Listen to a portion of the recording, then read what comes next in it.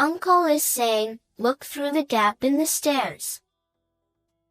My 4-year-old niece tugged at my sleeve. In front of me lies my husband, unconscious and still, on a hospital bed. A week ago, he was stabbed during a confrontation with a burglar, who is still on the run. After returning home, I recalled my niece's peculiar words and checked the stairs. There, in a tiny crevice, I found something bloodied. I shuddered in surprise. Could it be? An unexpectedly familiar person might be the culprit, and fear gripped me. I work in administration at a real estate agency. Last year, I tied the knot with Michael, one of our salesmen, after an office romance. Both of us are 25 years old, and our shared motto was, we want kids soon. Why? Because I have a sister, and her child, Emma, is incredibly adorable. Whenever I see my 4-year-old niece giggling or pouting, I imagine ourselves as parents. Little Emma possesses a mysterious ability. Aunt Sophia, your ring is on the bookshelf. Whenever I misplaced something, my niece would pinpoint its location. Not just once, but repeatedly. Even my sister said, When in trouble, ask Emma. Somehow, good things happen. Children are said to see ghosts, but I wonder if there's something more to it. Perhaps our future child will also have special abilities. We had dreams of a family with children. However, unfortunately, our newlywed life didn't go smoothly. Shortly after getting married, we started receiving disturbing letters at home. They were addressed to my husband, and the words written on them were chilling: break up and disappear. Seeing my fear, Michael said, It's a malicious prank. I'll take it to the police. He filed a report, but the identity of the letter sender remained unknown. Our days were filled with anxiety. Then, one day, James, my husband's colleague, came to the General Affairs Department where I worked. Why would someone from the sales department visit me? When I approached James, he handed me a piece of paper. Disappear and an eyesore, the same words from the threatening letters we received at home were scribbled on that paper. I gasped, and James looked serious. It had been on Michael's desk. As a rising star in the sales department, he had made enemies. Many saw him as a nuisance. It was troubling. James crumpled the paper in his hand and said, I've known Michael since we joined the company. If anything happens, feel free to consult with me. He smiled kindly at me. I never expected Michael to be in such a situation. But having an ally is reassuring. My sister also visited our home, worried about us. Despite the unsettling letters, with support from those around us, we stood strong. We wouldn't let the harassment defeat us, and I resolved to support Michael. Little did we know what was about to happen. My sister called in a panic. Sophia, Michael is unconscious. Come back immediately. I received her call while attending a friend's wedding. It was a Saturday, and my husband was supposed to be home after working overtime. My sister continued. Michael was stabbed during a break-in. Her words were incomprehensible.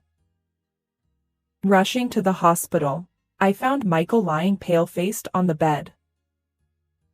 Michael, wake up! I pleaded, gripping his hand. but he remained motionless. The room echoed with the rhythmic beeping of machines. Tears streamed down my face as I wondered, why is this happening? My sister, who had been waiting in the room, comforted me. According to the police, our neighbor had discovered Michael collapsed at home, bleeding from a stab wound. Apparently, the neighbor had come to deliver a community newsletter, and this person always inconsiderately opens our front door without hesitation. However, on this occasion, that very act turned out to be fortunate, leading to the early discovery of my husband. Given the recent spate of burglaries in the neighborhood, the police suspected that it might be the work of the burglar. No, it must be the same person who sent those letters. I've also consulted with the police. You know that, I fervently explained to my sister. However, she interrupted me, saying, I'll handle the explanation to the police. Sophia, you should take a break. Oh, if only I hadn't gone to that wedding. Maybe Michael would be safe. I lamented. I prayed for his recovery, but even after a week since the incident, he remained unconscious. The perpetrator was still at large. Michael, our anniversary is coming up soon. Where would you like to go? I spoke to my husband, connected to numerous tubes in the hospital room, but there was no response. No matter how hard I tried to hold back, tears flowed uncontrollably. It's hard to stay positive, even when people tell you to. I turned around to find James, who had come to visit him. He had been checking in on Michael every day, bringing flowers and treats to comfort me. Sorry for showing you such an embarrassing sight. I hurriedly wiped away my tears, but James leaned in and said, Don't worry about it. Just then, an innocent voice came from behind. Aunt Sophia, who's this? I looked back, and my niece Emma stood there, tilting her head curiously. It was her first time visiting. Oh, come on. My sister said curtly to Emma and then greeted James. I apologize for intruding. Oh, family? Well, I'll leave you all to it. With a brief nod to my sister, James placed the flowers down and left the room. Sorry for the sudden visit. Emma insisted on coming to see Michael. My sister looked apologetic, but Emma paid no attention. She stood by the bed, staring intently at Michael's face. Uncle is saying, look into the gap in the stairs. A barge is there. My niece suddenly blurted out a mysterious statement from behind. A barge? You mean those large ships that transport goods at the harbor? And it's under the stairs? However, my sister insisted. Emma might have something important to say. Look. She was dead serious. As we continued, visiting hours at the hospital passed, and my sister drove me home. Before parting ways, she said, Call me if anything happens. But seriously, was there really a gap under the stairs? I retraced my memories, unlocked the front door, and headed toward the staircase. During the incident, Michael had been found collapsed on the stairs, covered in blood. The police had collected evidence and cleaned up. Everything was already in pristine condition. Huh? There's a gap at the edge of the bottom step. I noticed a faint trace of red blood there. I shone my flashlight inside and saw something reflecting, glinting in the light. I quickly grabbed some tweezers and pulled it out. It turned out to be something unexpected. Huh? Isn't this a company badge? In our company, everyone wears a badge with the company logo as an employee ID. The familiar badge was dried, stained with a significant amount of blood. It must have been squeezed into the gap because of the blood. Come to think of it, the police mentioned an unnatural scratch on Michael's fingertip. Could he have pushed something into the gap? The hidden company badge might be a message from Michael indicating who the culprit is. I immediately called my sister. See? Something was found after all. Let's go together to report it to the police. As my sister bustled around on the other end of the phone, I heard my niece's voice. If there's no barge, you need later. It's troublesome for one person. Who's being a nuisance? What? Another riddle? Is this another clue related to the case? I leaned forward, asking, but all I heard from the phone was Emma's giggles. Emma had accurately guessed something about the space under the stairs, and I suspected this riddle held a clue to the perpetrator. I stared at the blood-stained company badge in my palm. Michael must have left a crucial clue in his desperate struggle, enduring immense pain until he lost consciousness. I won't let Michael's message go to waste. I'll catch the criminal.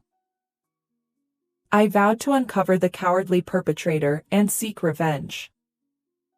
Later, I promptly delivered the badge to the police and went to visit my niece. If there's no barge, you need later. It's troublesome for one person. Who's being a nuisance? Emma's words intrigued me. I asked her for more details. Hey, Emma, what does it mean when you say you need a barge later? It's later. Wait, you mean too late? Emma shook her head. No, not like that. I still puzzled. When you say it's troublesome for one person, who's being a nuisance? Are you talking about the number of people? Would 2 people be less of a nuisance? No, that's still too many. It's about being bothersome. My niece wears a smug expression, but the mystery only deepens. I have no idea what she's talking about. I was confused and let out a groan. My sister, equally puzzled. There must be some meaning to it. Despite her uncertainty, I decided to leave her house and head to a cafe to clear my thoughts. As I sipped my coffee and pondered, a man in a suit sitting at the adjacent table stood up, leaving his smartphone behind. Excuse me, you've forgotten your phone. He hurried back, relieved, and replied. Thank you. It's my work phone, and losing it would mean writing an incident report. At that moment, something clicked in my mind. Finally, the answer to the riddle became clear. I dashed back to my workplace. What followed was a whirlwind of events that revealed the truth. 5 days later, I found myself in a hospital room with my unconscious husband. It's been a while. Why did you take 5 days off work? I didn't see you at the hospital either. I was worried.